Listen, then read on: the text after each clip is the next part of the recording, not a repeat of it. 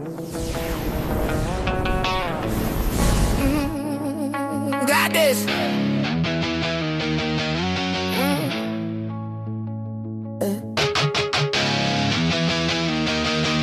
Goddess. Goddess. Oh, goddess. Oh, goddess. Goddess after dark. Goddess after dark. Goddess out. Goddess out. Goddess out. Goddess after. Yeah. Summon the shadows. Awaken, O three divine mothers of the night. Goddess out. Goddess out. Goddess out. Goddess out. Goddess out.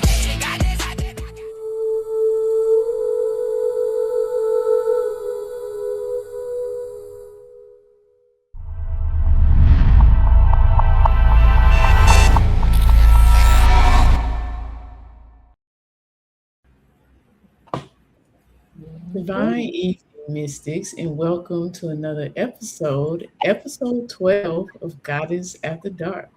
I am the Goddess Southern. I am the Goddess Indigo. And I am Goddess Mystic Light.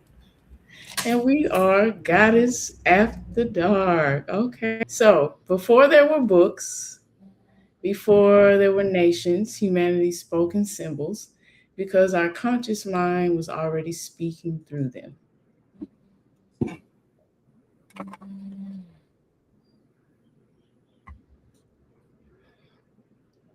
Circles, spirals, the Ankh, the Eye of Ra, the serpent, the flower of life, and many others.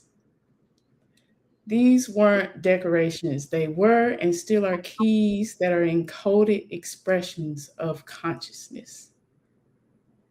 Maps of creations, patterns within nature itself, the ancients understood something modern society has largely forgotten, and that's reality speaks through symbols.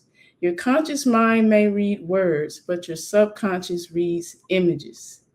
It responds to shapes, patterns, repetition, geometry, frequency, and association. Every symbol creates an energetic signature that communicates beyond words, which raises a fascinating question. You should start asking yourself, if symbols can change thought, can they shape perception? Can they influence your emotion, your memory, your ancient DNA, even reality itself? Tonight, we begin pulling back the veil. We're exploring the hidden language woven into nature, the architecture of consciousness, the science and mastery of sacred geometry, the origin of sigils, and why the world's oldest wisdom traditions understood shapes themselves carry power. Once you've learned to read the symbolic language beneath ordinary reality, you'll never see the world the same again. So have your pens or pencils and your notes ready. We're entering into a world of sacred sigils, symbols, shapes, and geometry. But before we do, our sister Mystic Light is going to open the floor with a beautiful incantation. Absolutely. Ashe. Ashe. So we're going to set the tone for this invocation, you guys. Just going to do a little chime here to clear the energy. Okay, we open this sacred space in reverence, awareness, and divine remembrance. We call upon the ancient intelligence known as Tehuti, Yahuti, Thoth, and Hermes Trismegistus. Trismegistus. It's okay. Hermes Trismegistus. Okay. Trismegistus, keeper of sacred knowledge, wisdom, language, writing, measurement, numbers, and the mysteries hidden within symbols and form. Tehuti, divine scribe and master of hidden knowledge, enter this space as clarity, understanding, and illuminated thoughts. Open our minds beyond ordinary perception. awaken our inner sight to the language of images, colors, numbers, frequencies, symbols, sigils, and sacred geometry. Help us remember what our ancient ancestors understood, that knowledge can be spoke without words, wisdom can be preserved within shape, and single symbol can contain an entire teaching. Guide us beyond surface appearances, strengthen our discernment so that we may recognize truth from distortion, sacred knowledge from imitation, and wisdom from empathy, decoration. Bring balance to our thoughts, precision to our words, and integrity to our knowledge shared tonight. May every teaching be received with clarity. May every symbol awaken deeper understanding. May what has been forgotten be illuminated, and may the wisdom already within us be reminded. Tahuti, thought, Hermes Trismegistus, walk with us through this teaching. This sacred space is now open. Our minds are receptive. Our inner sight is awakened. Our wisdom is remembered. So it is. Ashe. Ashe, ashe, So is and so it ashe. be. And so it is. All right. Okay, y'all. Well, we're gonna get this show on the road. We thank Mystic Light for that beautiful invocation to the God Tahuti, just the God of knowledge, wisdom, understanding, technology, and writing. All right. All right. So let's get started. We're gonna start off with Goddess Mystic Light. It's gonna bring her knowledge to us. Okay, let's dive right on in. We're going to talk about shapes and how shape is not empty. Shapes is not merely decoration. Shape can become a vessel for consciousness, memory, and spiritual understanding. So today, most people are introduced to geometry as mathematic lines, angles, formulas, and measurements. But the ancient world did not always separate mathematics from spirituality, astronomy, architecture, art, nature, and rituals in the way the modern world does. To our ancestors, a circle was not necessarily just a curved line. A triangle was not simply three sides. A square was not only four equal measurements. Each of these forms could represent a principle of creation. A shape could become a boundary, a teaching, a spiritual map, an architectural instruction, or a container for sacred meaning. Geometry helped people measure the earth, but it also helped them understand their relationship with the heavens, the land, the temple, the gods, and the unseen forces of creation. This is the foundation of my teaching tonight. Shape is not merely decoration. Shape can become a vessel for consciousness, memory, and spiritual understanding. A sacred form may carry information long after the people who originally constructed it, when they're gone. The words may be lost, but the form remains. The language may change, but the pattern continues speaking.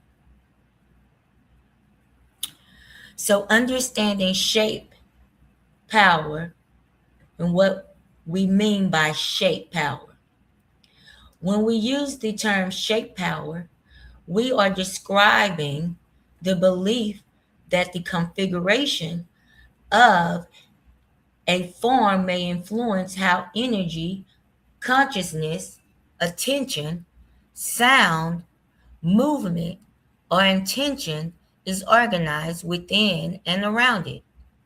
This does not mean that every triangle, circle, or pyramid automatically carries the same power.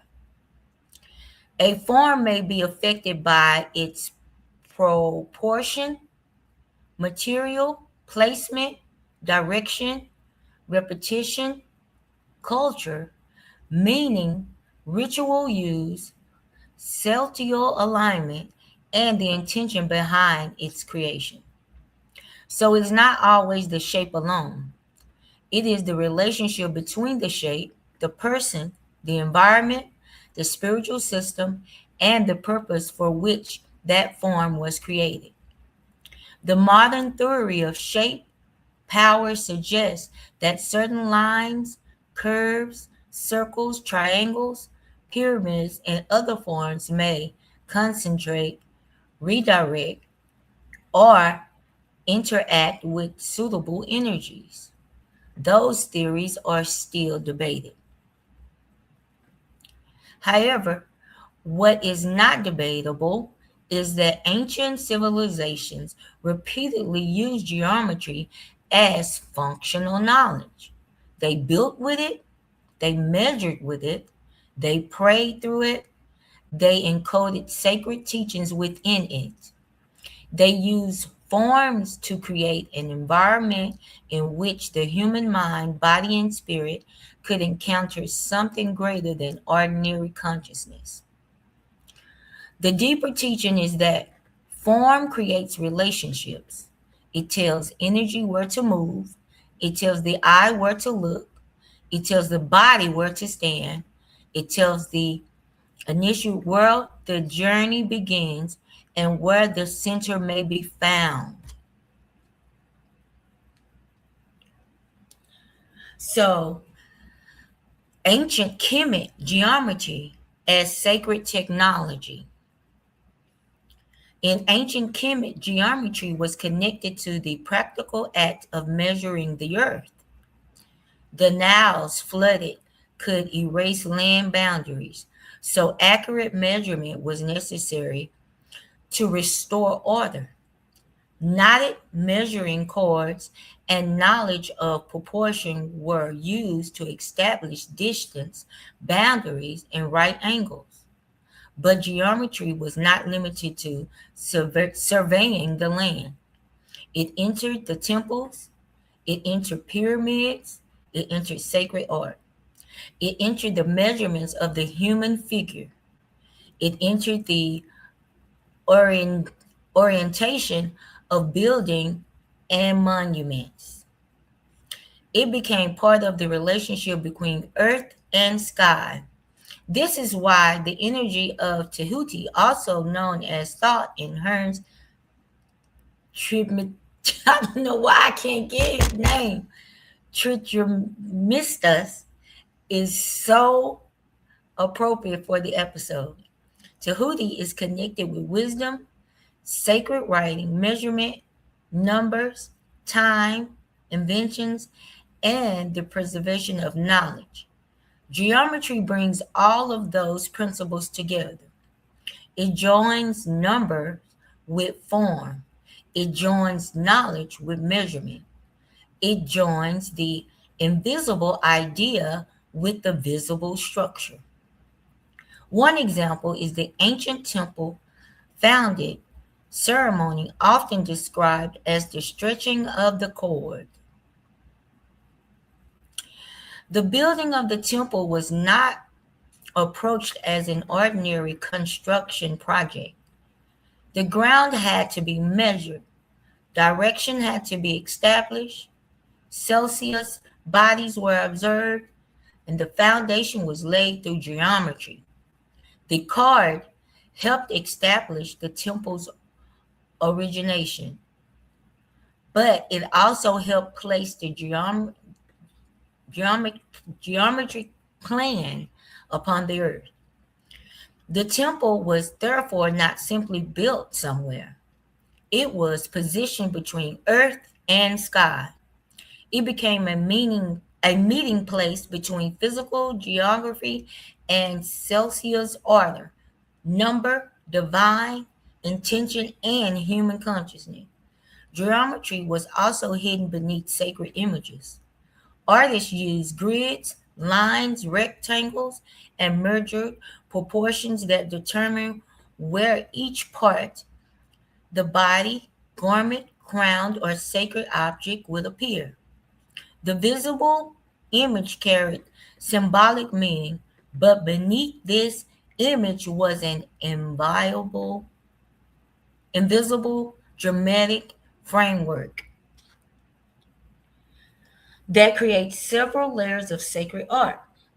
The image that the eye can see, the geometry that gives the image structure, and the spiritual teaching expressed through both. The image was not just merely a picture, it was measured knowledge. And so we have some primary sacred forms here. Let us look at some of the foundational forms that appear throughout sacred geometry. We begin with the point. The point represents origin, center, position, and contracted potential. It has no length or width, yet it establishes where creation begins. From the point, movement becomes possible. When a sacred point is introduced, we have relationship. When those points are connected, we have a line. The line creates direction and distance. When movement extends equal from a central point, the circle emerges. The circle has no beginning and no end. Every place upon the circumference remains equally connected to its center. This is why the circle is often associated with unity, wholeness, eternity, cycles, spirits, containment, the wound, and the sacred center. In rituals, the circle may define the boundary of a working. Within a mandala, it may contain an entire spiritual universe. In nature, we recognize circular and these other forms within seeds, cells, eyes, plants, water, droplets, and cycles of celestial movement. Next comes the triangle, which is one of my favorite. 3 points create the first enclosed surface. The triangle creates direction. It can rise, descend, stabilize, divide, or unite. An upward pointing triangle may represent fire, ancient elevation, and movement toward spirit. A downward pointing triangle may represent water, reception, embodiment, or spiritual or spirit descending into water. The triangle may also represent threefold mystery: birth, life, and death, past, present, and future, mind, body, and spirit, creation, preservation, and transformation. The triangle teaches that two opposite forces may require a third force to bring them into relationship with relationship and create something new. Now let's move to the square. The square brings us into structure. It establishes 4 sides, 4 corners, stability, foundation, boundary, and order. It may connect with the 4 directions, the 4 elements, the 4 seasons, or the physical world. The circle represents limitless potential. The square gives the potential a place to exist. The square becomes the chamber, the altar, the temple floor, the foundation, and the defined field in which sacred activity may occur. The spiral teaches movement without abandoning the center. It may move outward through expansion, growth, expression, and becoming. It may move inward through remembrance, deceit, intuition, and return. It appears within shells, flowers, storms, vines, whirlpools, fingerprints, and galaxies. The spiral does not move in the straight line. It may return to a familiar direction, but it returns from another level of development. This is why the spiral is connected with growth, transformation, intuition, evolution, death, rebirth, and the unfolding of consciousness.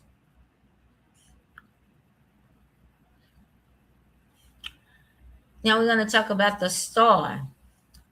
The star establishes radiating order around the center. Depending upon the number of points and the spiritual transition, it may represent Celtia, guidance, protection, the elements, spiritual illumination, cosmic order, or the relationship between the human form and the heavens. But we must remember that every star does not carry the same meaning. A 5-pointed star, a 6-pointed star, and an 8-pointed star may belong to entirely different spiritual and cultural systems. So the stars are not, doesn't mean, depending on the points, does not mean they belong to the same or give off the same meaning or energy. Now, the Lebrun transforms geometry into journey. It is not merely a shape we look at, it is the path that must be entered. It turns may represent intuition, spiritual testing, confusion, deceit, the search for the center, and eventual emergency. The Lebrun teaches us that the straight path is not always the itinerary path. Sometimes consciousness must turn, circle, release its familiar orientation, and continue moving before it can reach the center. So those were the primary shapes: the pointing circle, triangle, square, spiral, star, and Lebrun. I'm saying that right. Now, geometry in nature, sacred geometry in nature. Sacred geometry is not developed separately from nature. Our ancestors watched the world around them. They observed cycles spreading through the water. They saw branches, patterns within trees, rivers, vines, and lightning. They saw spirals within shells, flowers, storm, and galaxy. They saw symmetry with plants and animals. They saw hexagonal organizations within honeycombs and crystals. They saw repeating patterns within snowflakes, leaves, and mountain formations. These patterns reveal that creation does not organize itself without relationship. Simple principles repeat, overlap, multiply, and produce greater complexity. That is one of the deepest teachings of sacred geometry. Complex worlds can emerge from simple principles repeated with order. We can see these through overlapping circles. Begin with a circle. Add a second circle of the same size. Place it center upon the circumference of the first. Where the two circles overlap, a new form appears. That intersection creates a new point. Those new points can become the center of additional circles. As the process continues, petals, sixfolds, symmetry, and longer patterns of creation begin to emerge.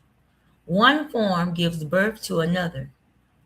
Our relationship creates several possibilities. A pattern becomes the foundation of a much larger system.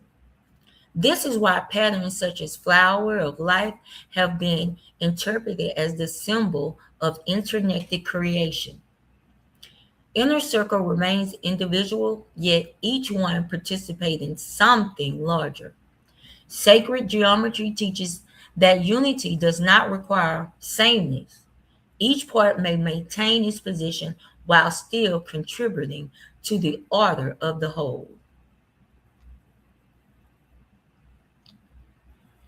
So, shapes as energetic architecture. Now, let us bring this teaching into a sacred space.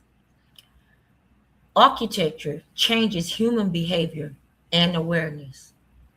A narrow passageway feels different from an open country yard.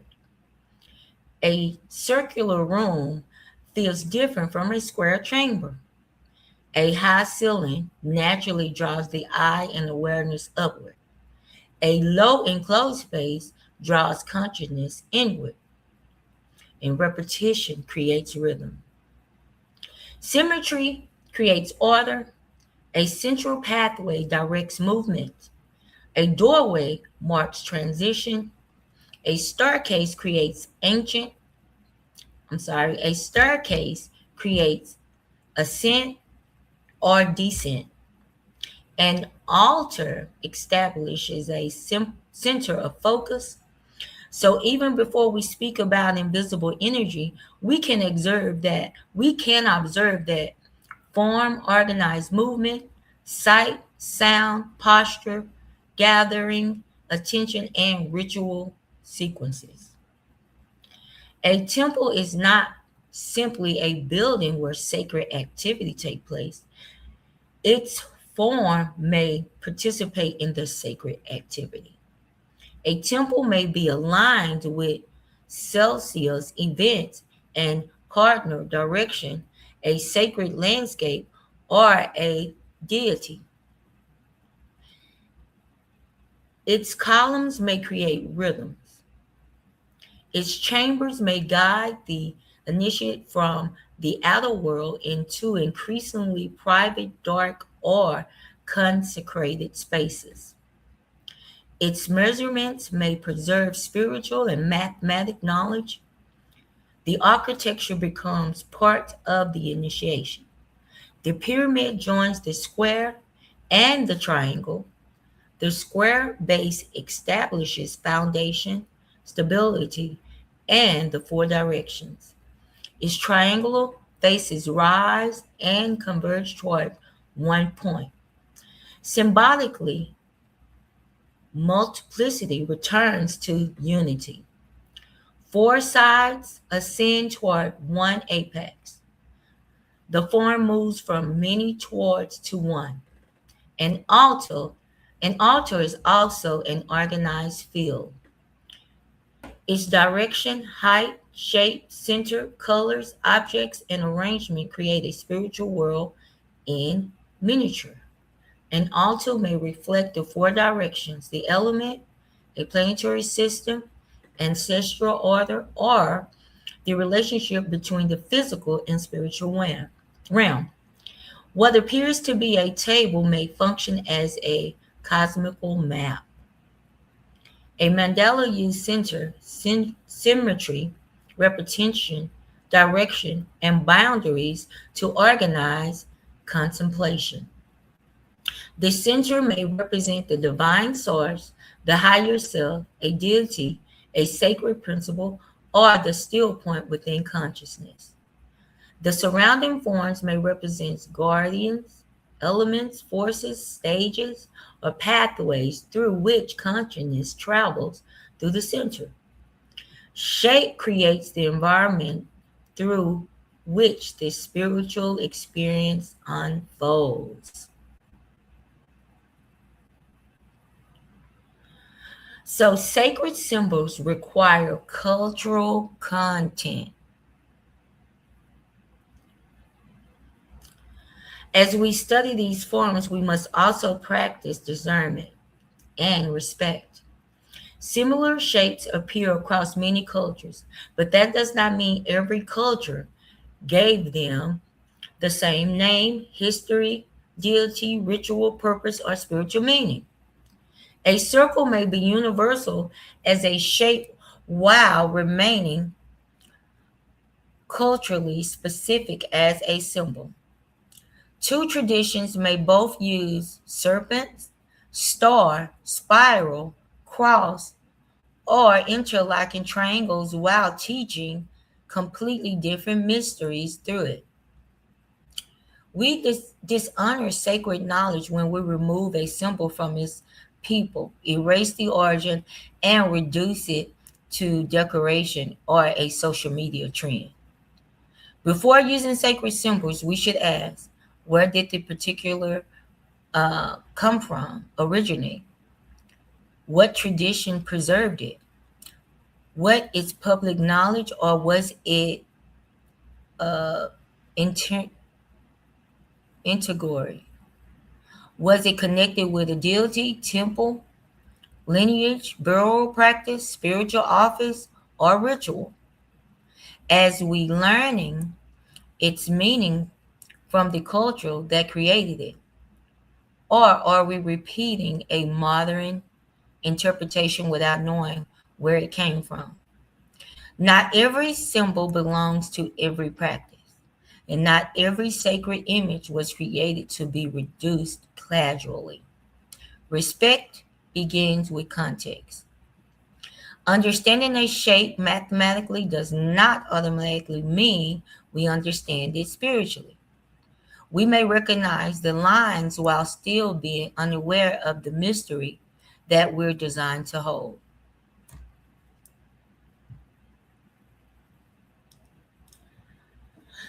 So, shapes as a living spiritual language. Sacred geometry is not sacredly merely because the design is beautiful. It becomes sacred through relationship. The relationship between number and form, the relationship between earth and sky, the relationship between the temple and the body, the relationship between the center and boundary, the relationship between visible structure and invisible meaning, and the relationship between the symbol and consciousness engaging with it.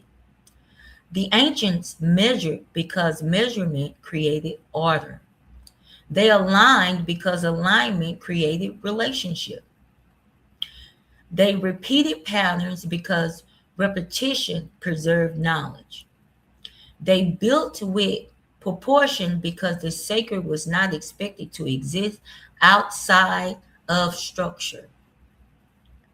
Shape became a vessel through which knowledge could survive. Shape is memory made visible. It is number given form. It is consciousness organized into space. And when proportion, direction, culture, intention, and ritual meet within that form, shape becomes a living spiritual language. Tonight, we have traveled through 3 layers of that language.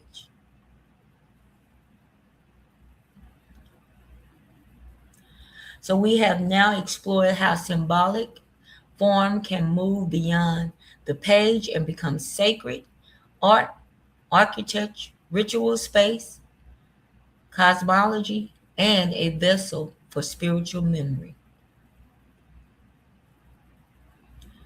But knowledge becomes even more meaningful when we understand how it has personally shaped us. So now returning to the conversation to southern Sun and Goddess, as she leads us into our next portion. All right. All right. Gratitude, sister. Gratitude. Gratitude. Let me get my slides up here. All right. Well, I'm gonna slide on off. I was just popping in to say hey. Hey, y'all. Okay, sister. Let me see. Okay, we're going to add my slides up here. We're going to be talking about sigil creation and chaos magic principles. Okay. I had a bit of fun doing this and putting this together, and it prompts me to dive deeper, like go down that rabbit hole and, continue to study some more sacred sigils and symbols. So let's get started, okay? So for my next slide here, I'm bring it on over here. Okay, so what is a sigil? A sigil in Latin word is sigillum, which means seal. Okay. Oftentimes you'll hear like seasoned occultists or alchemists mentioning, the word seal when you do your incantation and, say a prayer, you seal it off, how we say ashe, that's a form of a verbal seal. So this is like I said, after we done the incantation, adding that extra vibration to your magic and sealing your intention, sending it out into the universe. So a sigil is a drawn creation that combines symbols, letters, dots, circles, lines, and other shapes into a single image that represents a specific idea or intention that you are manifesting. It's a visual element that connects your conscious awareness to your subconscious mind and your universal flow of energy as well. The images help the subconscious mind to understand things easier. I said understand because you're going within with these when you don't have the full understanding of things. Because I'm getting ahead of myself. However, a lot of sacred symbols and sigils, they became keys to help me continue my journey and unlock some memory there. Okay, a symbolic representation of your intention, your statement, your goal, or your desire. Say, for instance, a statement such as, I am the creative flow. That full statement you can turn into a sigil. I do have an example later on down the slides. Okay, so keep that in mind. Ensure that you have your pens, papers, and pens, and all that kind of taking notes. Run it back if you need it, okay? When activated, it magnifies your intention and open doors of many possibilities, okay? And just your intention alone, and when you're creating these sigils, that right there is a form of activation. Okay, so I'm going to talk about the difference between the sacred symbols, talismans, and personal sigils. Okay, so sacred symbols. Sacred symbols and personal sigils are not necessarily created the same for the same purpose. Reason being, sacred symbols is like a collective thing. Sacred symbols are received, inherited, and preserved through ancient teachings and traditions. So a lot of people that connect with these sacred teachings and traditions from back then, they understand ancient language. Symbols were where we communicated then. So, like I was saying earlier, before we had books, before we were speaking words, signs, symbols, and everything was the language that was used. Because we talk about it all the time here on Goddess After Dark, how the subconscious mind, remembers symbols, the repetitions, and everything. Okay, so sacred symbols is a shared language with the collective. Okay, it's a universal concept that carries a shared symbolic resonance. For example, I have some examples here. Let me see. Here are some examples of some sacred symbols here. All right. Now, many of you may know these sacred symbols. The first one here, all right, is the Ouroboros. We all know this as eternity, cycles, and the continuous renewal of life. It is a reminder that endings and beginnings are in disguise, okay? The symbol of vitality and healing energy of the earth, okay?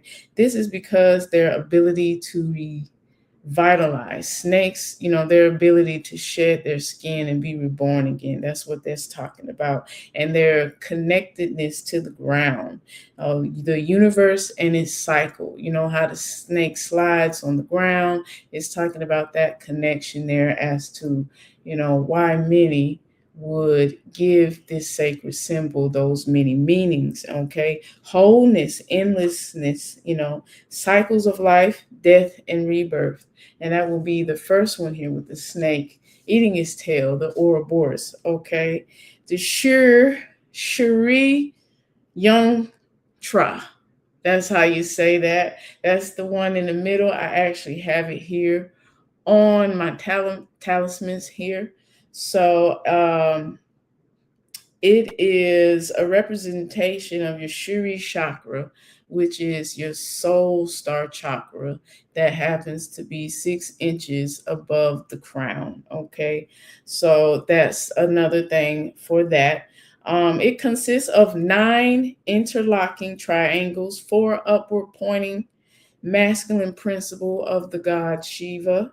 The 5 that's down pointing is the feminine principle of the goddess Shakti.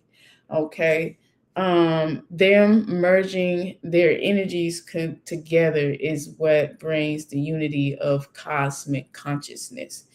Helps to clear and calm the mind so that one may perceive more, be perceptive to more. So it's a good sacred symbol to meditate to, especially for those who are definitely into energy work and everything, when you're aligning the chakras, having that balance and everything. So our third sacred symbol that we have here, Sister Mystic Light mentioned spirals. These are a form of spirals. Tris Kuli. I believe I said that correctly.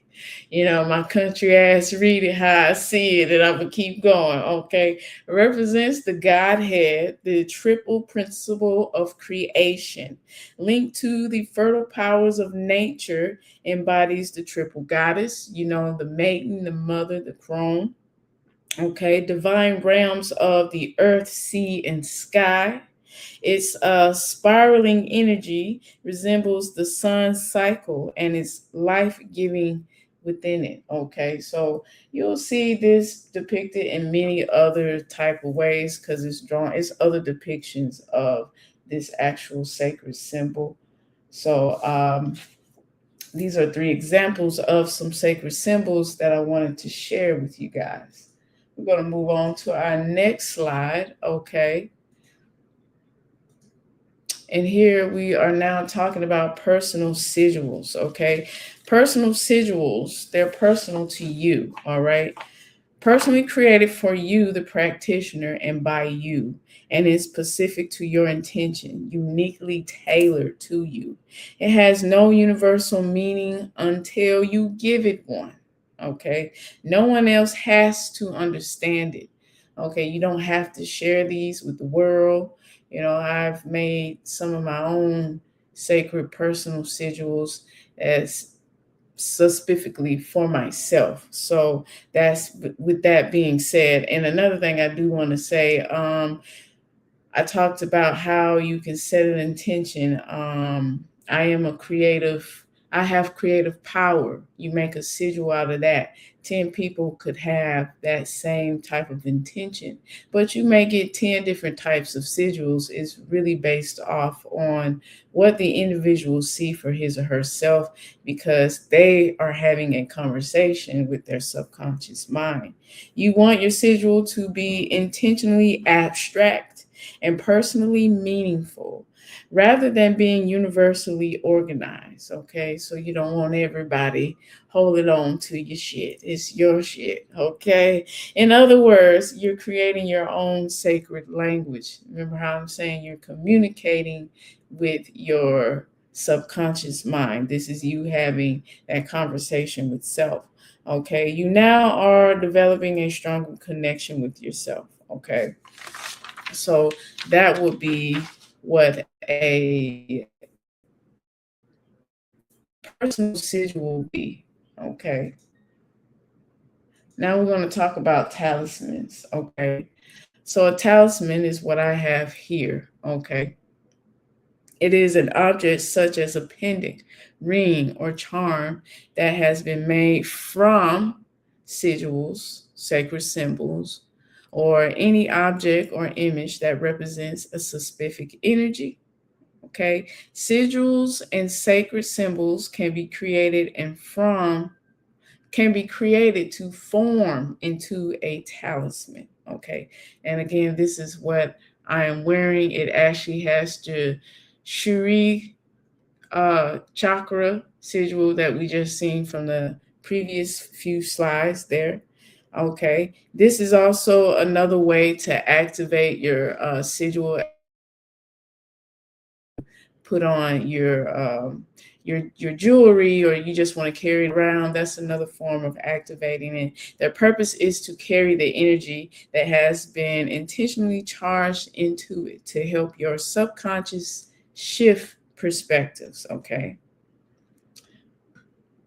so we're going to move forward here. I want to share this image here before we move on. Don't look at the box off to the far right. It'll slide to the left on the next slide. Let's take a look at a simple sigil. I just wanted to do some sort of simple example. Once I did this, I went on ahead and tossed this out. Okay, so this is just an example here. My intentions here say like wanting to release something. What is it that you're releasing? So I just put the word release. Okay, and within that, I went and crossed out. As you can see in the second image, I crossed out the extra E's. We already have an E, so it's an extra E. Okay, over here on the third image, this is where I'm starting my sigil. The base, the first letter R. Now, if you see at the bottom here, okay, I went on ahead and incorporated all the other letters, okay? Because I was really trying to, it's one of these things you should not necessarily have to think about it. It should just flow. But when you're practicing, it does allow you to develop that skill. But I did put in pink ink here where it shows each letter that's at the top is within this sigil right here. And, once you're done with it, you do want to, burn it. However, you discard, things to send it off into the universe. Okay. So now we're going to move on to the next slide. I told you it was going to slide over to the left. It was going to slide over to the left. All right. So we're talking about activating your sigil. Okay. Putting your sigil into action. Okay. There are many ways you can activate your sigil. Excuse me. There are no single required activation methods. However, remaining intentional and consistent is what amplifies your sigil. You're basically giving your creation a charge, bringing it to life. So your activation is personal, okay? Ways of activating, okay, through meditation, through visualization, meditation and visualization, pretty much the same shit. Kind of go hand in hand, okay? But you get my drift. All right, focus breathing. So I want to say this. I created a sigil a couple risings ago, and the intent was it for me to remember, my dreams. And the way I activated was I blew my breath on it. And when I say the shit worked, it worked. Okay. It worked. Okay. You could blow your breath on it. Candle flame gazing, burning the sigil. That's a very symbolic way of release as well. Burying it into the earth. I definitely heard about, burying it and getting the earth charge in that. Placing it in running water. Exposing it to sun or moonlight, sounds and frequencies, or you're singing bowls, chanting or repeating a mantra, dancing, any type of movement. You can do some mirror gazing. It's all about your own creativity and what it is your subconscious is telling you to do when you're activating your sigil. Okay. The subconscious is like, I like that. We're going to activate it like this. Okay. We're going to activate it like this. All right, so we got the activations for that. Now we're going to talk a bit about chaos magic. Chaos meaning void, empty, immeasurable space, the idea before something is formed. Okay, fertile field within order that emerges. Okay, practitioners treat their beliefs as tools when conducting experimental practices. Now, with chaos magic, it's basically talking about how practitioners just utilize what they believe in, put it into some sort of experiments, practice, get their own experiences, and getting their outcomes without using results of dogma. Chaos magic revented sigils, because prior to, again, you had the collective sacred symbols, but chaos magic allowed one to create their own sacred symbols, or to actually get the result that they wanted in their own, alchemists, in their own magic and everything. Chaos magic is simplified this by creating the sigils instead of inheriting them from traditions. Okay. Results over dogma. Experiment rather than follow a fueled tradition. Have your own personal experience and practice. Symbols are tools of focus. Both symbols and sigils are used to consecrate the intention. Focused awareness. When doing symbolic work, you'll find yourself in a state of deep concentration or altered states of awareness. Release attachments.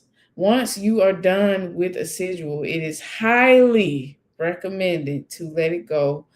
Let go of the outcome rather than dwelling on it. Remember how Sister mentioned in our candle magic segment, she mentioned about how, don't just sit and watch the candle, because that's you saying you don't trust your own magic. You don't trust that your universe is going to make what you are manifesting, alchemizing into fruition. Same here. Release that. Okay. Continue your experimental practices by adapting to other techniques from other traditions. Okay. So that's a little bit of chaos magic there for you. Let's see. Sigils became representations within chaos magic. This is something else I wanted to add. What represented spirits, intelligence, planetary forces, deities and angels, magical seals, and protective emblems. These sigils, this is what those who practice chaos magic viewed sigils as, which is why, it says that chaos magic revented sigils. Okay. Let's move on to our next slide. Okay. We is on slide 9. Okay. So, symbols and their connection to your subconscious mind. So, symbols communication with the subconscious mind. Symbols invoke associations, emotions, memories, and patterns almost instantly. Say, for instance, me and Sister Indigo was talking about how it's easy for somebody to remember McDonald's because of them gold arches. Okay. They're able to remember that. Oh, say central to human communication, ritual, and art and culture for thousands of years. So symbols have been very central to human communication for long periods of time. You see them in, the arts. You actually do see a couple artists if attention to how they name their albums, or the pictures they have on their covers. They have different signs, symbols, and sigils in there. The brain thinks in patterns, okay? Before spoken language was learned, we recognize shapes, faces, and patterns. The brain naturally locks four meanings. The brain naturally locks in visual meanings for visual patterns, giving symbols the access to communicate to the subconscious mind a lot quicker. Okay. For example, a circle representing wholeness, or a spiral representing movement or growth, a triangle symbolizing ascension and or direction. Okay. Symbols compress complex ideas. Have you ever heard someone say, do like a little spiel, but oh my Lord, my light, do like a little spiel, but make it, short and sweet. Think of symbols like that. It's like short and sweet. Okay. Symbols speak beyond words. Okay. Convo. Let's see. Spoken language is analytical. Okay. Symbols are associative.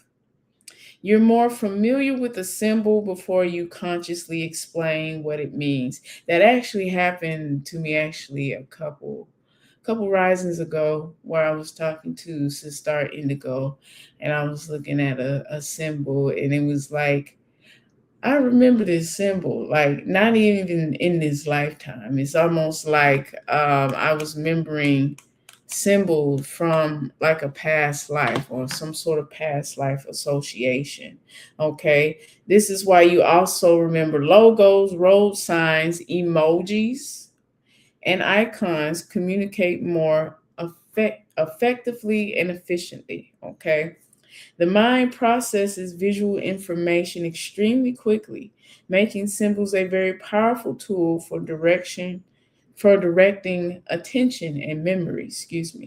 Emotion gives symbols power. I don't know if you guys recognize in some of these superhero videos, or if you watch any videos where there's somebody who got like magical powers or something like that, you always see them talk about how your emotions are tied to it. So emotions give your symbols power.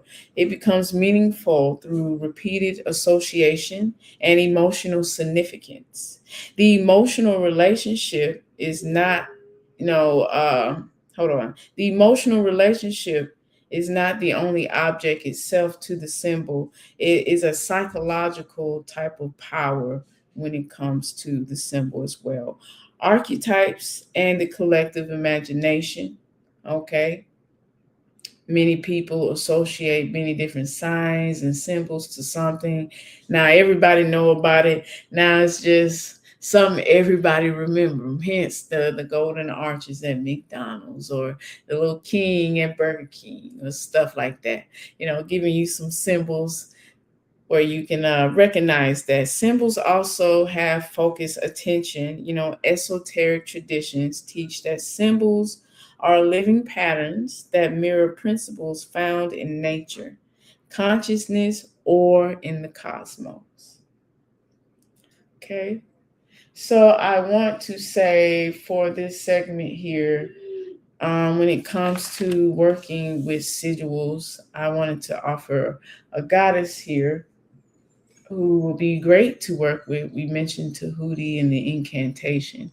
And I was like, man, I have Sichet here. My girl Sichet will be a perfect goddess to work with when it comes to wanting to tap into sigil magic. Goddess, she is the goddess of construction and writing, symbols, sacred geometry, architecture, measurement, and destiny recording. So this is the goddess Shizet. I've been, oh girl, all this shit. Yes, okay. So moving forward, I do have some books that I want to share. Okay, so the first book here, Practical Sigil Magic. Now, this is a very good book to help you start practicing your sigil magic. I will say the author does say something different, especially when you're writing out your intention. She says to cross out the vowels as well, A-E-I-O-U, and then cross out the repeat letters. I would say do what resonates with you. One, two, make sure you have other books to actually read and compare notes and see what resonates with you. My understanding is to cross out the repeated letters, not the vowels, but she had a little twist on there, okay? She also teaches you how to activate it and everything. So this is a good book to start with when practicing sigil magic. Sacred geometry and musical symbols. Okay, this is also these last three books here are all about sacred symbols throughout the world. So it has everything in it. The signs and symbols of the world. This is a very, very good book. Every occultist, alchemist, however you want to say, should definitely have this book in their library. Okay, so definitely help you to understand many different types of sacred symbols. And that's basically it, guys. So this is my portion of, yes, this is my portion of our segment this evening. Okay, so trying to get my lighting correct here. Groove of creating your own sacred sigils and everything. You find it is definitely really fun to create your own stuff, and then you can turn this into a art painting or something like that. Put your art around your house, light your house up with the energy based off the symbols that you are using. So, Goddess Indigo, whenever you ready, love, the floor is yours. Floor is yours. I can continue. Okay, thank you so much for that, Southern, as we continue on. Um, so we heard Goddess Mystic Light talk about the history. Just kind of paraphrasing here, Goddess Mystic Light talked about the history of signs and symbols and sacred geometry and shape magic. And then we also heard Goddess Southern go into the chaos magic and also sigil creation. I know you all enjoyed that. Keep your pen and paper ready because we're going to go ahead and continue on. I am coming to you today with symbols are the language of the subconscious. We always have to deal with that subconscious. As you recall in other episodes, I tell you and teach you all about the subconscious as being your guiding force, that is your programmer per se. Okay? So of course, the subconscious does not speak in language. It speaks in symbols and in signs. So let's go into that here. Okay. All right. So I first want to talk about the type of ways that the subconscious, that signs, symbols, and different ways that looks when it speaks to the subconscious in itself, right? So we're talking about symbols. We are talking about images, colors, numbers, frequencies, sound, your dreams. How about your dreams? Your dreams is full of symbols. Okay. Emotional charge, I mean. Okay. Repetition. It also speaks through myths and archetypal, I always have a hard time saying this word. Archetypical stories, okay? Not typical, typical, archetypical stories, okay? So those are the ways that the subconscious itself is speaking, because the subconscious mind is symbolic in nature. It does not always speak in complete sentences, as I was telling you. It may speak through these number of ways that I just indicated: colors, animals, doorways, bodies of water, even circles, serpents, songs. Okay, definitely songs, images that repeat or appear within your awareness. Okay, that's going to be part of the subconscious there. That's either speaking to you and or picking up, you know, what's around. And I'm going to get deeper into that as we go on. All right. So this is why dreams often feel strange. They feel analytical, in the mind. The deeper mind is attempting to give us a sort of a literal report. It's communicating through symbolic compression. Okay. So a single symbol. Oh, that's a little tongue twister, y'all. Okay. A single symbol can carry enough body of information without requiring paragraphs or explanation. Did you know that? I said a single symbol can carry an entire body of information without even having to have a sentence or an explanation. All right. Symbols themselves, they contain memory. They contain emotions, instructions, identity, spiritual teachings, cultural history, energetic intentions, and cosmic principles. So that's going to be the language itself of symbols and in your symbols, and in your subconscious. So how does, let me get a better view here so you all can see this imagery because it's important. So how does the subconscious receive symbolic instructions, right? Let me go full screen for you. Get a good look here. So we get instructions all the time. As I just spoke to you, the different ways that they come to you through your dreams. They come from channeling when you're meditating, right? From history, memory, your DNA memory, reoccurring numbers. And you also receive messages like from television, social media, and even different frequencies or vibrations that you're hearing, right?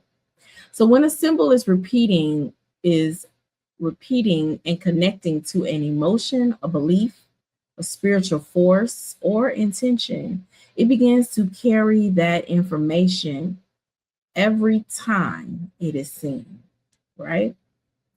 The conscious mind may see a simple shape, but the subconscious mind may receive an entire command, a whole memory, okay?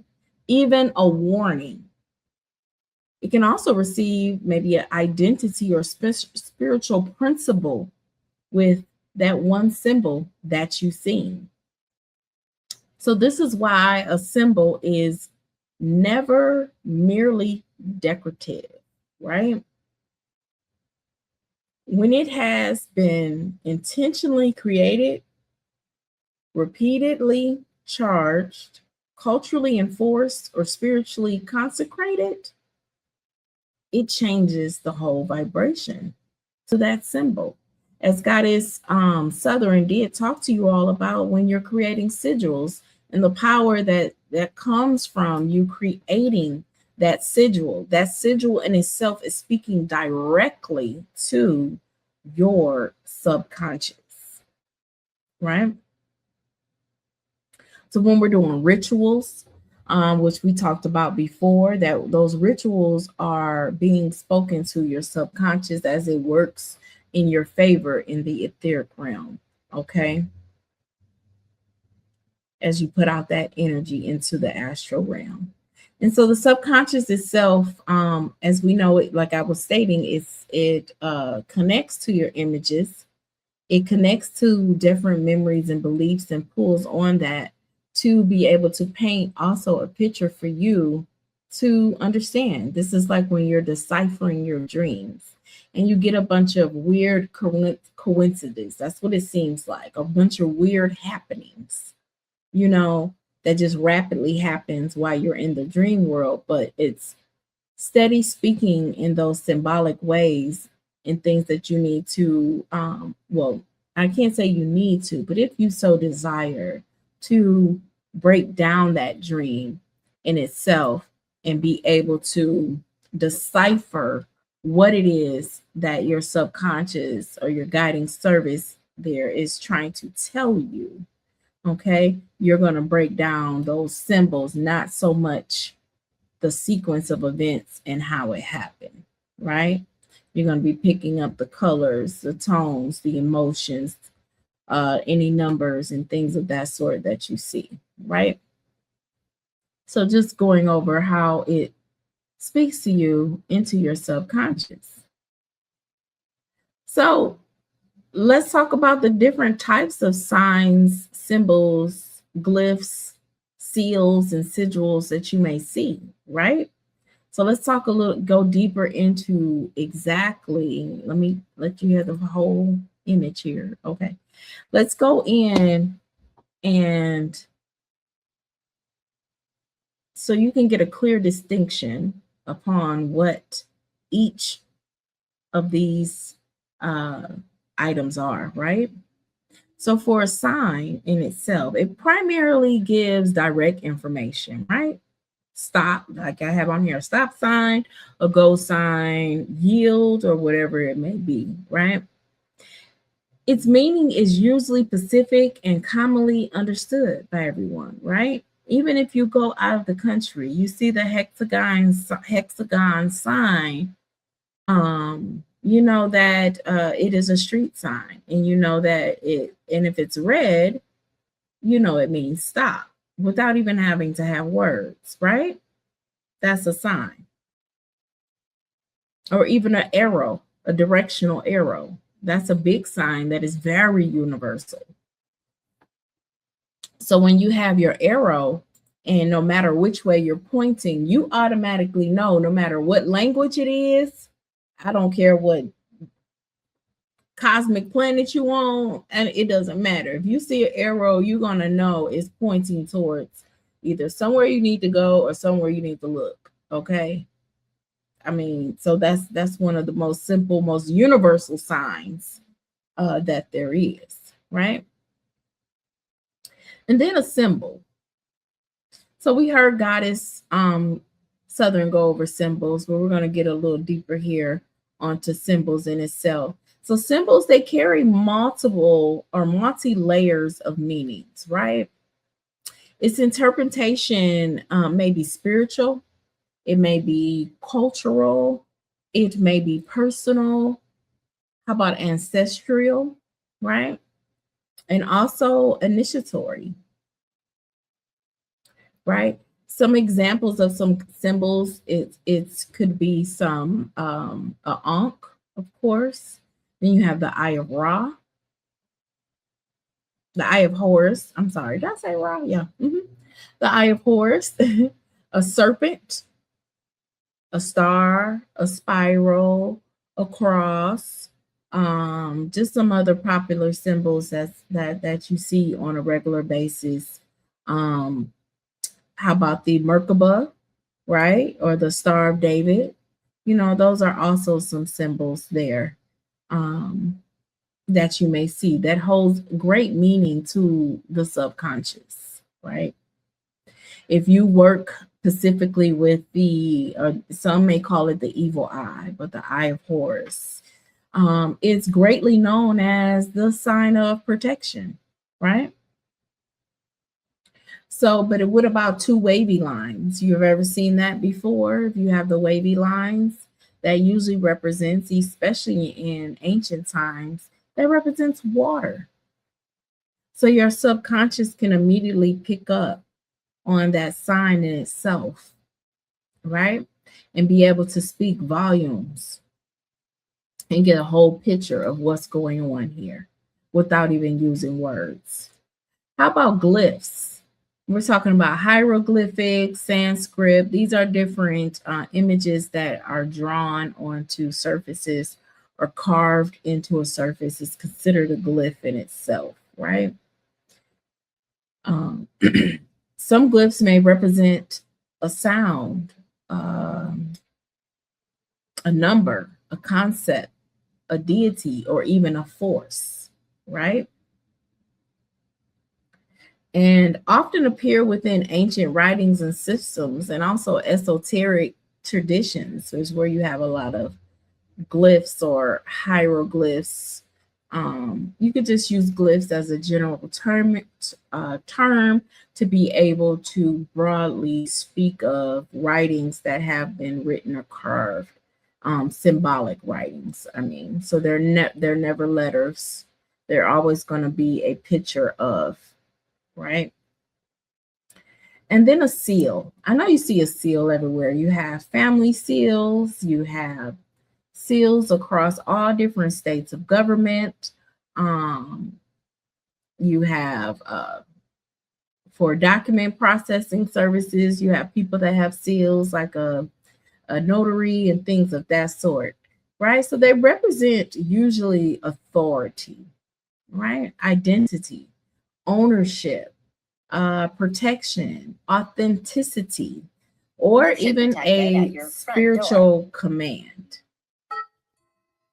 right? Let me cut mine at my door. Okay, sorry about that, y'all. So when you have a seal in itself, a seal may be connected to a person, a lineage, I cannot talk. I got threw off. Spirit, identity, a deity, a magical operation, or even an institution, right? Like a school or college or wherever it may be, right?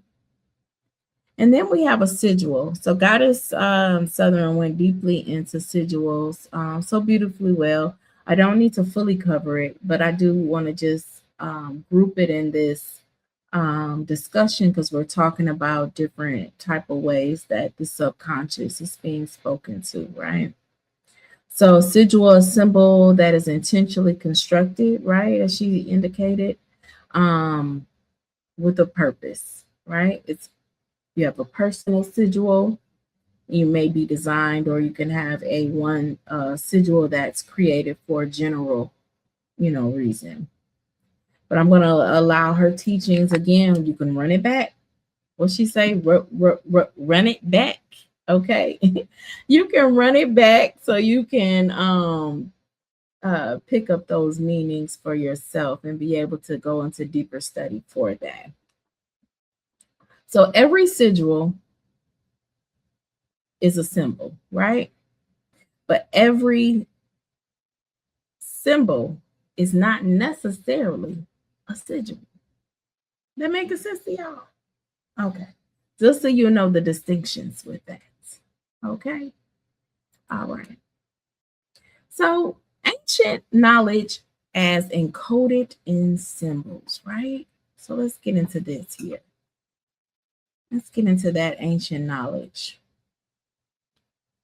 So the ancients preserved knowledge through what?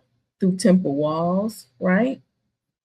They preserve knowledge in sacred writings, carvings, even in deity images.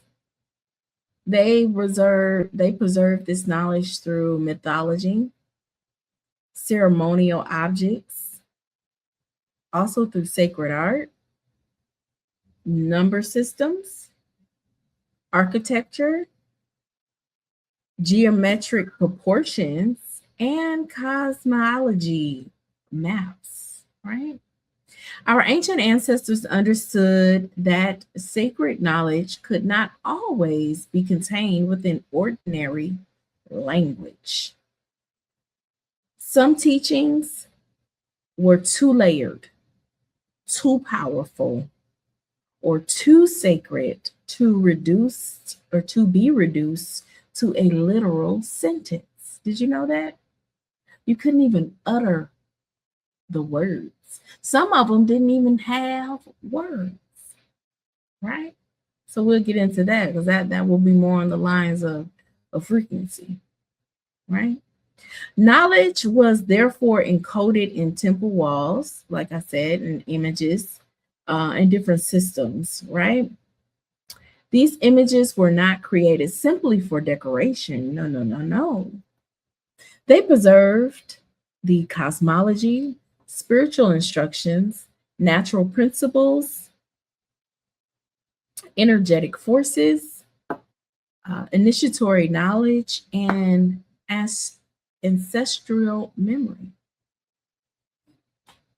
So a person may look at an ancient image of these artworks and things that you may see on the temple walls or ancient works. Pretty much the only way I could put it. Sorry if I'm repeating. Hey, it is what it is. You get the drift. But an initiate may look at some images and recognize a complete spiritual teaching. How about those times? Let me give you some instances. You know, when you are on your spiritual journey and you see 3 hawks, right? You see 3 hawks and you then the hawks that's flying up in the sky, they're not flying up there saying sentences to you. You know, they're not up there saying, hey, you know, we're flying around and we just came to tell you, you know, you can save money on your car insurance. We've been trying to reach you, however that goes, you know, right? No. But what you do is you go and look up the symbol of the hawks and you determine with whatever you were thinking at that time and you begin to get your meaning. So those hawks are the symbol, right? It's the symbol that's being spoken to you. And really, your subconscious already got it. When it's seen it and it knew what it was talking about, and then it's seen the hawks, it has the picture. So you are in essence catching up with your subconscious. But it caught the message. It caught the message. All right, so let's continue on. All right. So let's talk about deities as symbolic containers of knowledge. Like I said, deities in itself is an absolute ancient form of symbolatry, right? That energy was left behind by the ancients to speak energy, right? It's speaking energy. I know the goddess, we did invoke the energy of Tahuti. Southern goddess, Goddess Southern invoked the energy of Sheshet, right? So we're talking energies here, right? And deities can simultaneously represent divine intelligence, a cosmic force, an aspect of nature itself. They can also represent a spiritual principle, a stage of initiation, an energetic function, right? A body of sacred knowledge, All of that can be contained within the deity itself. So just getting deeper into like us using Tahuti in itself, or using that energy for Tahuti, Thoth, Hermes Trismegistus, all of his several names that he has throughout time. But he's not only represented through name, his imagery, his tools, his association, his animal forms, right? He always has that bird head, right? Colors, or even writing instruments, when you have the feather, with the quill, with the ink pad, how about lunar connections, as well as sacred functions, communications, and layers of knowledge, right? So each element basically tells us something about wisdom with him. Sacred language, it's telling you about divine order, calculations, memory, even time, and a transmission of knowledge in itself. So an image of a deity can therefore function as a spiritual text. The posture, the crown, the color, the animal, the association, the objects held, the surrounding symbols may communicate a separate layer of teaching, right? So do not reduce the deity to only human psychology. You will find a blunder there if you do. The gods may be understood as intelligence, energies, cosmic function, divine principles, and sacred mysteries.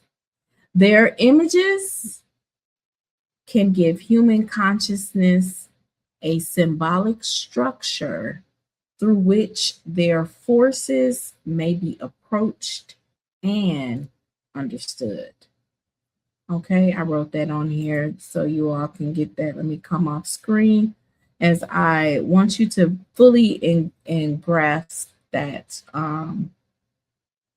not to make sure that you're only reducing the deity down to that, but yet allow its full purpose to be explored, right? And understand its representation, understand its energy, understand its energy. All right.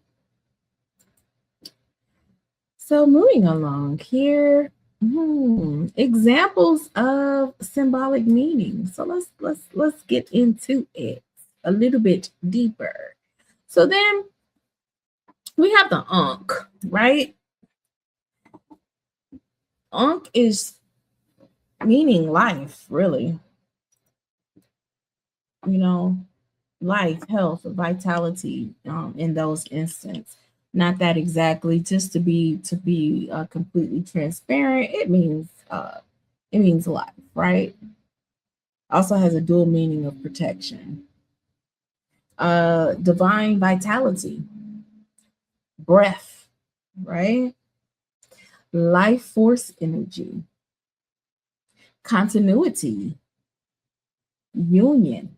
Don't forget, you have the top circle in the sides as the fallopian tubes, and the uterus is the womb, and the bottom half is the male phallus.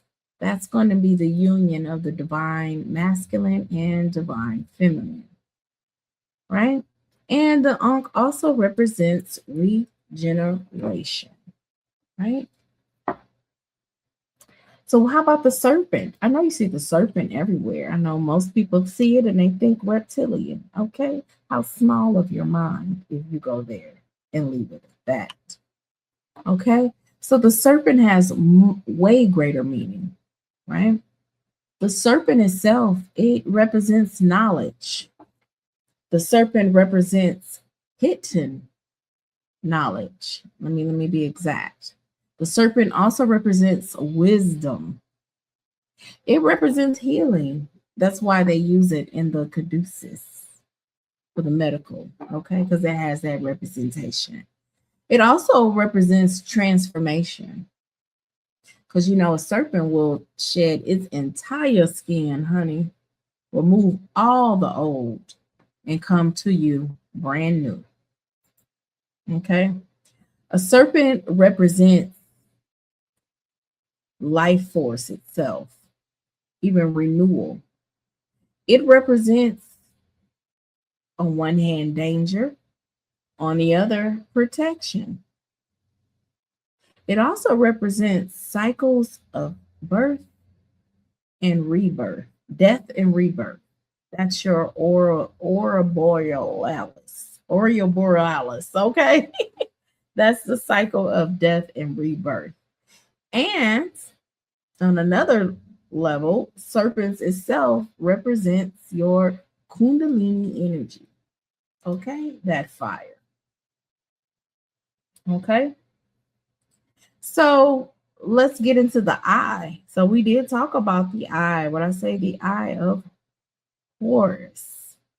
So the eye itself represents spiritual sight, right? Seeing deeper. It represents divine awareness.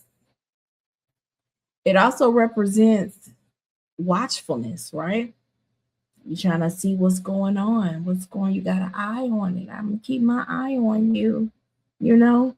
It also represents a spiritual, or not really spiritual, but awakened perception, right? Just to, we don't want to tie that goofy word woke to it. Hey. But it's all tied to the eye in that aspect. And the ability to see beyond appearances. Okay. Then we move over into the spiral. Just to get a little deeper for the spiral, it represents expansion because you're starting in the middle and you're able to spiral out. You are expanding, right? It also represents inward and outward movement. Did you know that? You probably didn't, but now you do. It also represents evolution, right? The unfolding of. So when you think of when you think of unfolding, and then you see the spiral, now you see where I'm going with that.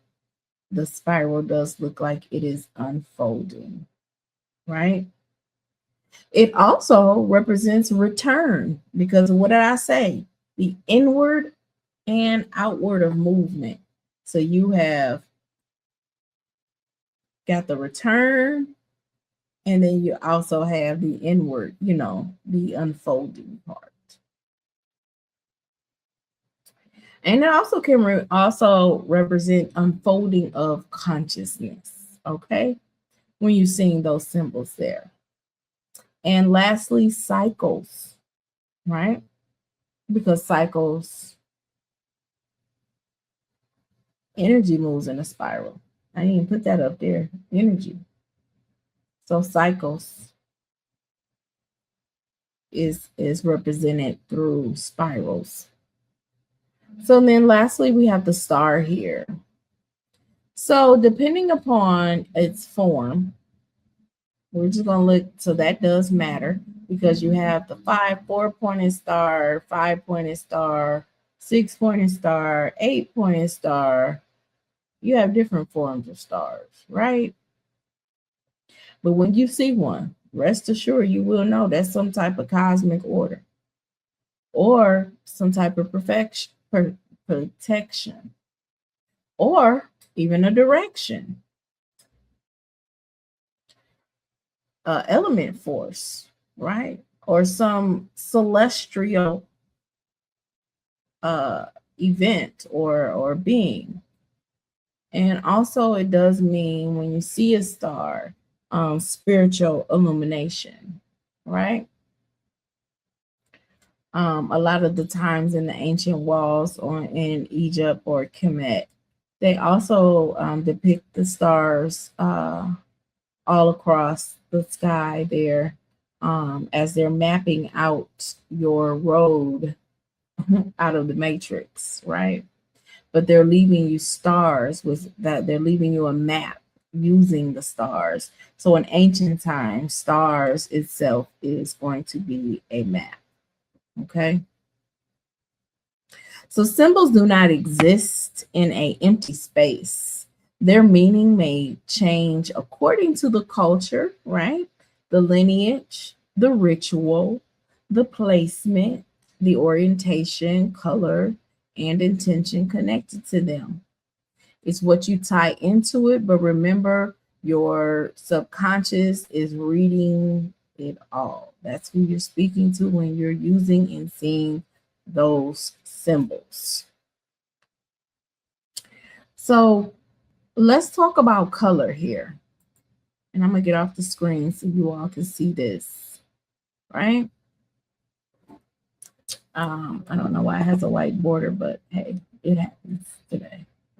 All right, so color. Color is not separate from symbolic language. I hope you know that. Color can communicate through cultural association, emotional response, spiritual correspondence, planetary connection, elemental relationship, ritual intention, and energetic frequency, right? Color is one of the first symbolic languages of the subconscious recognizes. Before the conscious mind can interpret an entire image, color has already began to create an impression. We talked about colors in our candle magic lecture, how important that color is in setting that tone. We've even talked about colors before. I also teach color therapy, and color therapy is very effective because of how it is immediately seen and translated through the subconscious, right? So that's what makes it very important. So let's just quickly go through a few of the colors that I have here and its examples as to how it's speaking to the subconscious. Please, again, you can always come back, take your notes, write it down. I'm just going to skim over, but I want you to know the knowledge is here for you. And you can always reach out to us. Don't forget that part. In our description and in our page description, we do have our email if you want to reach out to us for questions. Soon we'll be opening up the platform for live interactions and things of that sort. The more y'all subscribe, like, follow, share, and all that. Okay, I just had to throw that in. Shameless plug. Okay. So let's go over these colors. So red. Red in your subconscious mind is life force, blood, passion, even danger or survival, right? Even fire. Don't forget about that. Then we have green. So green, subconsciously already speaking, is giving fertility, abundance, growth, healing, and nature, right? Then your eyes, your subconscious sees blue. It goes to things like communication, depth, water. It is calming, it's soothing, so it's tranquil. And also blue represents wisdom, okay? And then your subconscious sees purple. What does it say when it sees purple? Definitely sees spiritual authority. It definitely is speaking mystery to it. It's speaking psychic awareness. And it's also speaking sovereignty, right? Because it's feeling very royal. It knows that the purple came from royalty, very sovereign type of energy when you see it. So black itself, when it sees black, What's going on here in the subconscious? Well, a few things. It could picture it as a void. It could picture it as mystery as well. How about absorbing things? Because it'll black out everything. Even death, not depth as you're going down deeper, but death, right? It also represents transformation. I bet you didn't know that part. In your mind, when it sees black, it's feeling transformation because think about it like this. You have a image of possibly success. Then it goes black. It went into the void. It's waiting for the next color to come up. That's the transformation. Just so you can know that. So white. White often is clarity, purification. It means spirit, illumination, and ancestral elevation as well. And gold. When your subconscious sees gold, it's seeing divinity. It's seeing a solar force. It's seeing illumination and sacred intelligence, right? Also royalty. Definitely royalty with gold. So no color has only one meaning. It meanings changes again according to the traditions, the working, the individual, and surrounding symbols. Again, as an example, the candle. You have a red candle. So the candle is the symbol, and the color red is the speaking point, right? Just so you can tie that together. All right, let's talk deeper into a little bit more into how the subconscious is spoken to through signs and symbols. We have frequency, sound, and repetition, right? So, your subconscious being affected through rhythm, through chanting.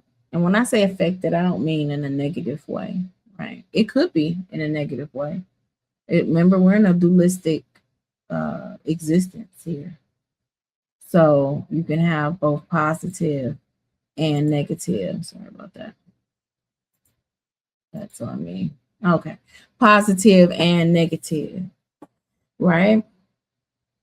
But you have chanting, drums, tones, music, repeating phrases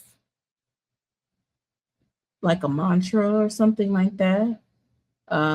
Breath patterns. When you're doing breath work, you are speaking to the subconscious. You are doing work within yourself.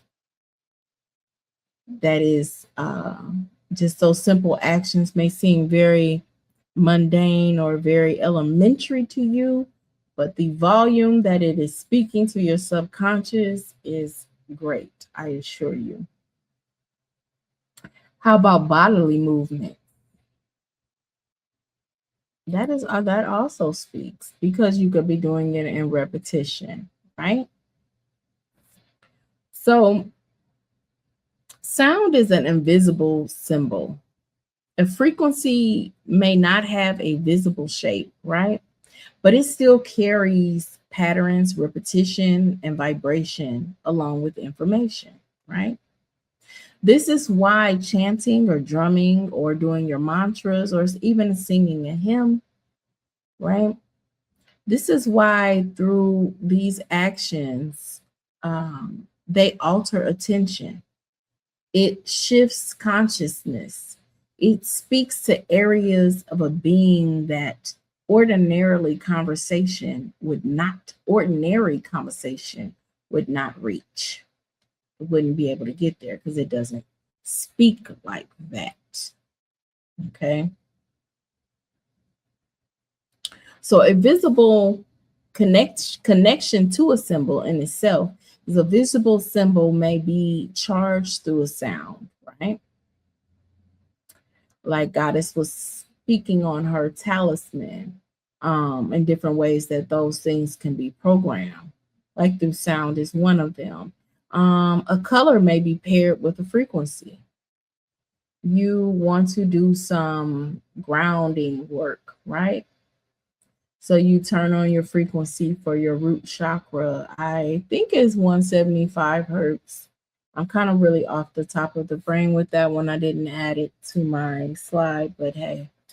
And then you wear red or put on maybe like a red scarf or something and tie those two together as you're doing that work. That's just an example. Or you could do a 528 hertz for your heart chakra and put on some green, and pair those two together because you are instructing your subconscious as to what you need it to do, right? A sigil can be activated through breath, chanting, drums, movement, and meditation, and fire. So Goddess also did speak upon how she activated her sigil using Motion the detected at technique your front of door. breath. Okay. And so these languages can work together. And yes, these are all forms of language because they are speaking to you. So let's get into a few other, and we're almost done here, but we're just going to get into a couple because I want you to understand the scope of how symbols, what they cover. It's not just the frequency. We also have numbers, right? Numbers as symbolic intelligence. We all see them numbers. Oh, I seen 11. I see 222. You know how we do. But it's okay because that's part of your journey, and then you're picking up that in your subconscious. It's like, oh, we tapped in. We tapped in for sure. So numbers are not only for counting. We know that, right? They date things. They give you direction, that you're able to use them to count and things of that sort. Well, I just said not counting. I'm sorry, I had a ding from a computer. Please stop dinging me. Please stop. Because it's throwing me off. It's throwing me off. But anyway, if I put it on mute, I don't think y'all can hear me. So we're just going to roll through it. Anyway. All right. So they represent, numbers itself does represent patterns. It represents order. It represents sequence, right? How about cycles and portions, right?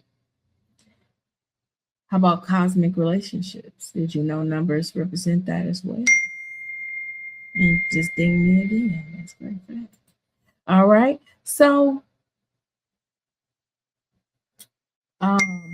repeated numbers may become symbolic because of personal, cultural, ritual, or spiritual association. The numbers often or all the time will appear in different temple measurements. We're speaking in the ancient times, temporal measurements, right? Sacred architecture, how they have mapped out and measured the bases of the pyramid and have determined that it does equal the sacred 72, right? And the number 72 is found in throughout the cosmos, throughout the universe, right? That is a numbering of a symbol that's speaking, right? So symbols themselves, repeated numbers may become symbolic because of a personal reason, a cultural reason, or a different ritual as well. Numbers, I just said that though. Numbers, they also repeat in sacred texts. They repeat in geometric patterns, right? Those are other places that you see those numbers. So numbers is one of the bridges between symbolic or symbols and shape. Say it like that. That would be better. Symbols and shape. A number can be written as glyphs, right? Experienced as a frequency,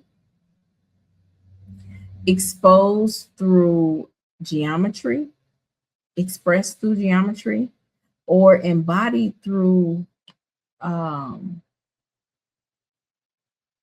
architectural proportions, right? Like I talked about with the measurements of the bases of the pyramids of Giza. This is one reason numbers, symbols, sounds, and sacred geometry cannot be entirely separate. They are different expressions of patterns of intelligence. Okay. So the ancient principle in the modern world, right? So in the modern world, we have different, in the ancient and the modern world, we have a few examples here. You know, just going over here to the modern world, we have logos, right? Currency symbols, different flags, corporate colors, uniforms, social media emblems, also political imagery. In the ancient times, we know we have the pyramids, we have different statues, obelisks, and things that were left behind, papyruses, and things of that sort. So those are going to be the symbols for the ancient world. And then you have the symbolizations for the modern world in itself. So these ancient principles did not appear, as you see. They just look different, right? They were recognized, commercialized, and placed throughout modern society. Corporations understand that a symbol can create identity, loyalty, desire, trust, status, and emotional response before a person can consciously examine the message. So the modern world did not invent symbolic influence. Please know that. It was not, that's nothing new. Nothing is new under the sun, for one. But two, this is not new, right? It inherit a repurpose an ancient understanding of how images, colors, repetition, emotion, and group attention shapes consciousness into itself. Okay.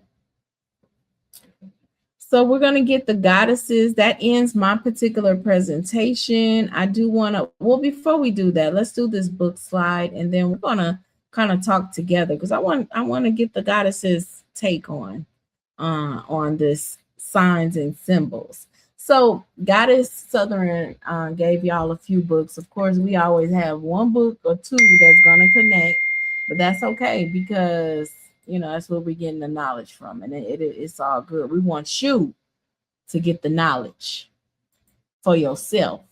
You heard me? Okay. All right. So for this segment and the whole entire show, we're looking at the Basic Sigil Magic by Philip Cooper. This gives you a very simple elementary explanation on sigils, then how to use them magically, right? Very basic. I showed a book before on one of our other episodes. It's Practical Sigil Magic, as well as by another author. But you can search the web and easily get these books. Easily, right? So the next book I wanted to add that's going to give you a little bit of history on sacred geometry is the Ancient Egyptian sacred geometry book. This book was very helpful and instrumental in gaining some of that ancient knowledge upon sacred geometry. And lastly, we have on here again signs and symbols. This is a must-have book. If you are a mystic, you must have this book. If you are an occultist, you must have this book. If you are into any deeper form of spirituality besides, I don't know, something real simple, you need to have this book, okay? Because it's really going to assist you with your journey and the world around you. It's going to help you, especially if you're into decoding dreams. This is the book for you, right? Along, I have some other ones too. I think we're going to end up doing a dream episode. So I got some other good ones. But this book, it's a must, even just for general exploration. Even if you are a thirst for knowledge and you just really want to know what everything means, you want to get this book. Okay? I just want to let you know. All right, goddesses, if you all could come back to the room, we are going to talk a little bit about this segment. Hey y'all, signs and symbols, okay? All right. Oh, that looks like a good book too. We got to have these books. Yeah. Yeah, two versions of sign and symbol. They're almost kind of similar, Yeah. but absolutely fine. If I can't find something, I can go to the other one. So yeah.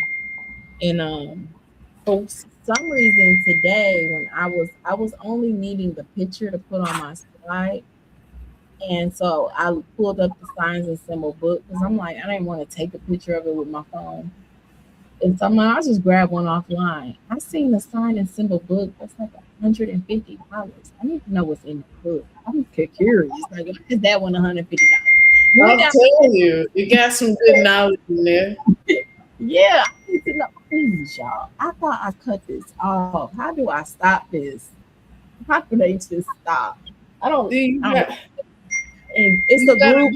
Disturb on that, sister. I did. I thought I did. I don't know. It's really getting on my nerves. Hold on. Let me try to put it on my. If I put it on my phone, maybe it'll stop. Okay. All right, y'all. Let's get into this group integration. Let's talk together, right? So, we want to formally thank Goddess Mystic Light as she talked about her segment and Goddess Southern in regards to her segment. But I want to ask y'all. Starting with Mystic, let me ask you, what symbol has the most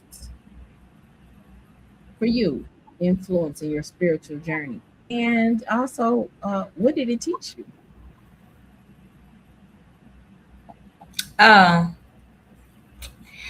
I would say the triangle,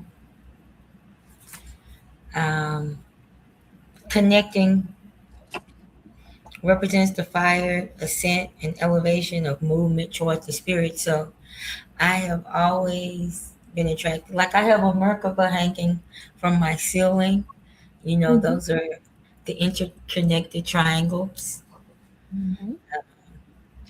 So that's my favorite, and that's why.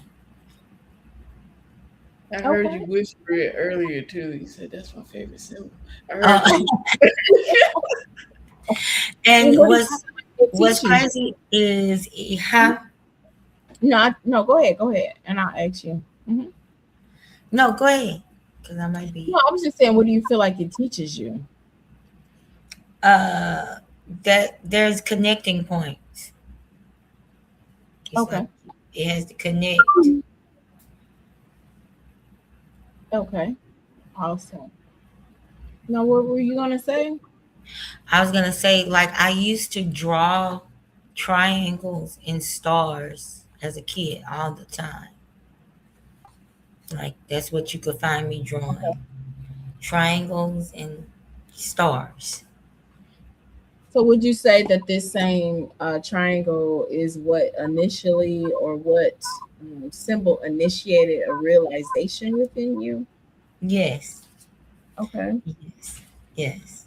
And what symbol changed the way you understood yourself, or your ancestry, or your spiritual path, or even the unseen world? Okay, run that question by me again. It's okay. And I said, what symbol changed the way you understood yourself, or even your spiritual path, or even the unseen world? Maybe the circle. Okay. All right. How so? Because circle doesn't have a start and ending point, so it's kind of like it's just gonna keep on going Continues. Okay. until there comes until the symbol shifts, or it's gonna always just go. Okay. Or it's like being locked in Mm. the Okay. circle. All right. That's why the ring being locked in. Oh, okay. All right. Like Okay. I'm gonna have a triangle ring. I They already had one. probably do. Yeah. A triangle ring. All right. All right. For Goddess Southern, what symbol has played a meaningful role in your spiritual understanding, and what did it reveal or teach you? Okay, this would be the first question, right? Okay. There's so many symbols I couldn't think of because I was like, man.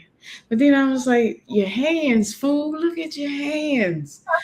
I have the unks on my hands, and they are, like Sister said, protection. It's the key of life. So, seeing that symbol and diving deep on it, it looks like a key when you turn it sideways, having that symbol unlocked. I was able to discover past lives just meditating upon this. Yeah.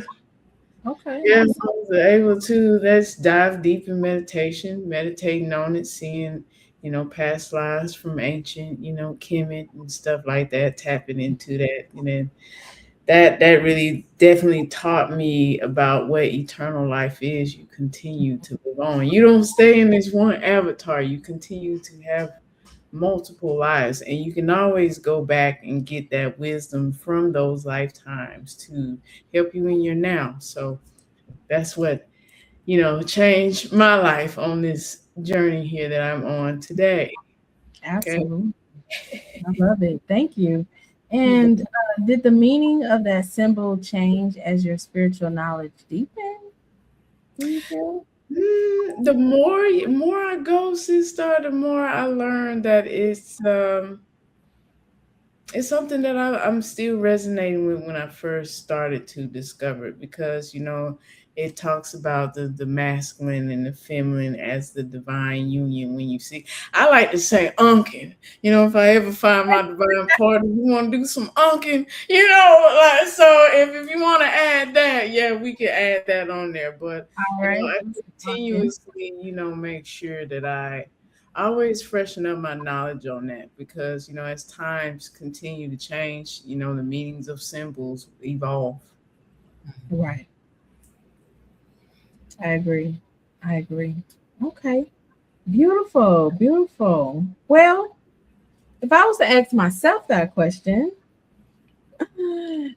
it would definitely probably be the author itself too. Okay, Holds okay, a yeah. lot of spiritual meaning, but I almost can't put it on one. But if I say I had to, it started with my journey and held great remembrance for me, Mm, would be the Ankh, because of my also the triangle and the pyramid would yeah. be a huge symbol for me, and also brought back a lot of DNA memory for me in itself in a past life, that held a lot of great reverence for me. So that was very important within my journey to fully get an understanding when I first started out, to get an understanding of really what that meant, what it means generally, and then what it means to me. Gosh, sister. And so as I continued on in my journey, has the meaning changed? The base meaning, it just gotten broader. Okay. The base meaning is still there, but the knowledge has gotten broader surrounding it as the deeper I go and study and learn. Yeah, down that rabbit hole because you was seeking that shit, huh? Absolutely, all the way. I'm like, what that at? Who that? What? Let me know. What it? You know. But absolutely, absolutely. So to my mystics, I invite you as you listen, consider the symbols that you have repeatedly appeared throughout your life, right? Through dreams, through jewelry, through ancestral practices, spiritual systems, even artwork, numbers, animals, and sacred images. Those symbols are chosen by us. Others appear as though they are attempting to be remembered, right? So tonight we explored the language that is always operated, whether or not we consciously recognize it, right? It's always happening. We learned that the subconscious speaks in the spoken through symbols, images, colors, numbers, frequencies, repetition, emotions, and other sacred forms. We explored our ancestors' encoded knowledge into temples, myths, deities, architecture, ceremonial images, um, not as merely as decoration, but as vessels of memory, instructions, spiritual force, and cosmic understanding. Right?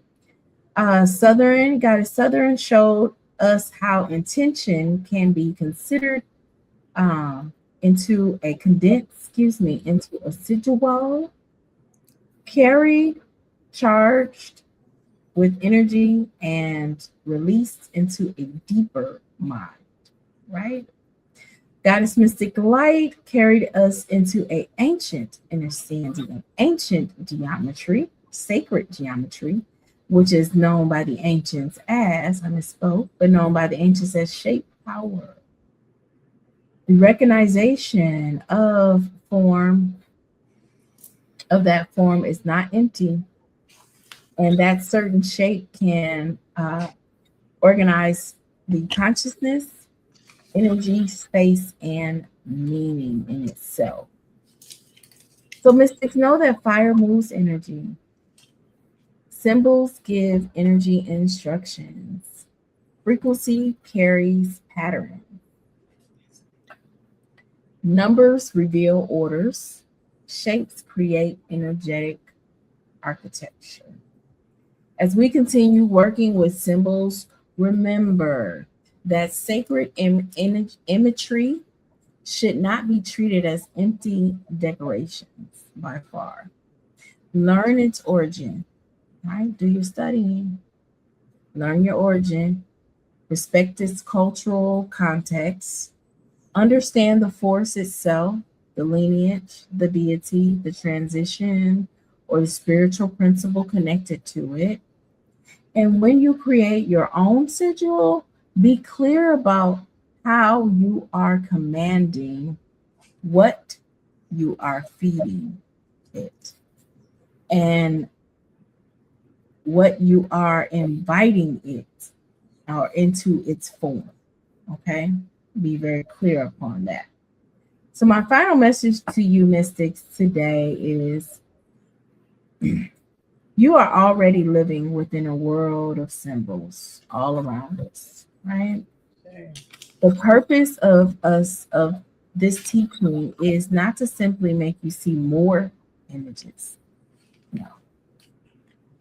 It is to help you to become conscious of the language that has been speaking around you the entire time. right? With you and all around you. The symbol is the message. The sigil is the command. And the shape is the vessel. Consciousness is the force that gives it light, right? Give it life, right? So remember that, and we thank you again for joining us for episode 12 of Goddess After Dark. Be sure to like this episode, subscribe to the channel, share it with other mystics, and tune in to turn on your notifications, okay? Because we have a new time and date, which is Thursdays, 8 p.m., okay? We will be uploading every new episode of Goddess After Dark and recording on Thursday at 8 p.m. Set your notifications. Do not miss it. Our next descent into the hidden knowledge. All right. Until next time, continue to question, seek, continue to remember, continue to trust the magic within you, and study. Okay? Sure. This is No, I would say symbols, signs, and sigils are everywhere. You see it. You know, a great way to study it is to actually look it up for yourself. Don't just let McDonald's tell you what it means. You go look it up. You love me.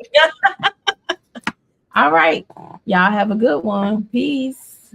Peace.